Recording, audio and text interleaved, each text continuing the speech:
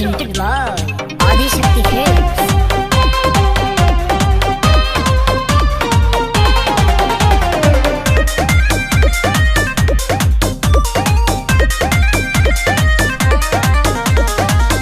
बोलाया ते पाराया सोहली में का करबा क्या करा ढोरी में पीछू कारी तूरा गरबा। अरे अबकी परी तो सर प्लानिंग में भौजाई बोलाया ते पाराया सोहली में का करबा क्या करा ढोरी में पीछू कारी तूरा गरबा।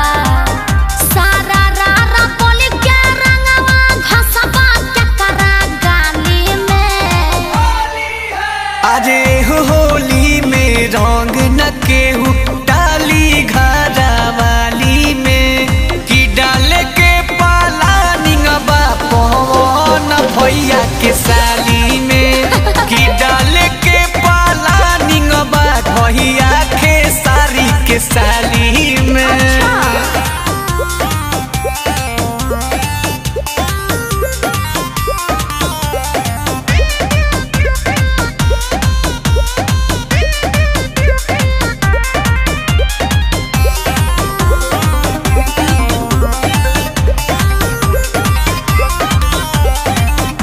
खतरा से खेलबा काम जाई जहुआई वो लोग पेन है हाई हिल सैंडल तू चप्पल हवाई। अरे भौजी टूटे बुझा तारू स्टेडियम के ख्याल करो निरहू भैया के साली कई कई हाली अरे हमारा के कैली पर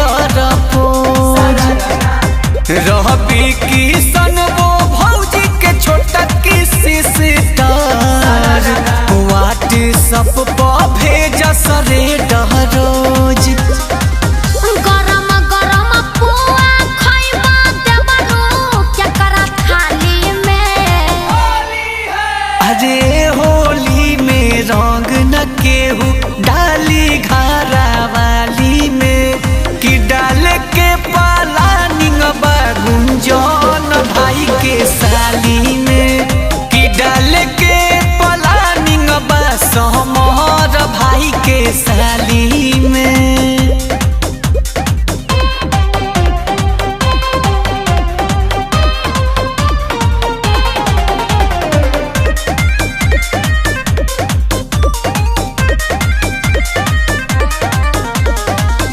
लागता कि मार्केट में तू मारा करबा